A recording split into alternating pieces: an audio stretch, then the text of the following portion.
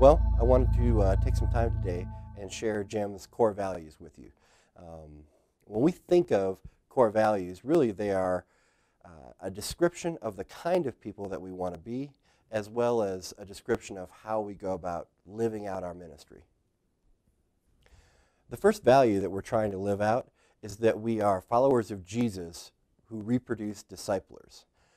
Another way that we say that here quite often is that we are being disciples and we're making disciples.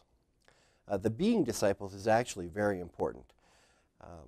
We say this a lot here, and it sounds trite, but the reality is there's nothing that Greater Europe Mission has to offer Europe except Jesus. Yeah, we have programs and we have other things, and we do put a lot of thought into our strategies and the things that we do, but when it comes right down to it, the one thing that we really have to offer Europe is a picture of what it looks like to actually follow Jesus. An authentic believer living out their lives in the midst of a very messed up world. So as well as being disciples, we are also focused on making disciples. The reality is there's 300 or 400 GEM missionaries, and we work with a handful of national partners, but there are millions of people in Europe. There's no way that we can connect with all of them. So what we need to do is pass on this reproductive DNA, because it's the people who live there, the nationals, who are really going to take the discipleship process out to the masses. It's not going to be us. And we understand that, so we focus on that reproductive element. The reason I'm so passionate about this idea of making disciples is it's a little bit of my own story. Growing up, there were people in my life who were modeling what it looked like to follow Jesus, and there was something that they had that I clearly wanted. When I finally did become a believer, within 24 hours, I was passing that same message on. I probably prayed with someone to accept Christ literally within 24 hours of accepting it myself.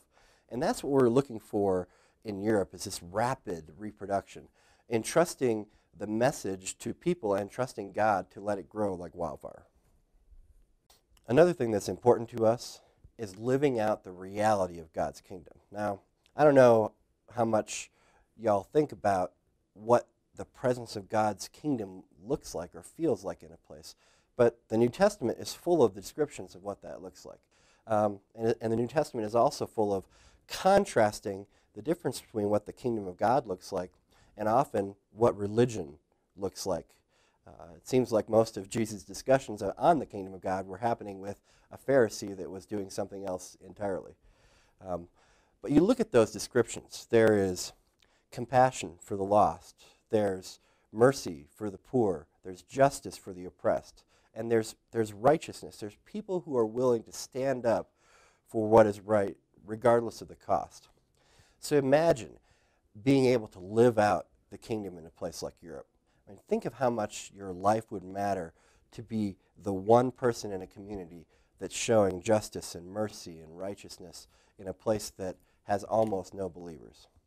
Now, if you want a litmus test for whether or not your life is emanating the kingdom of God, just consider this question.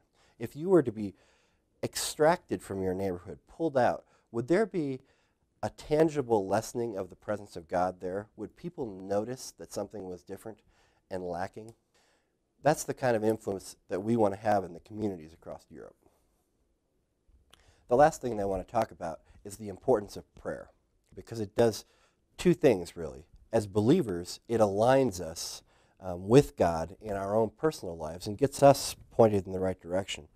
But it also is our opportunity to put before God the situations, the people, the folks that we are interacting with, and lift them up to ask Him to change their situation, their lives. And it's through prayer that God pours out His Spirit and leads us. So we're serious about prayer, and we're doing a variety of things to get the global church behind the movement of praying for Europe so that we truly can be led forward by prayer.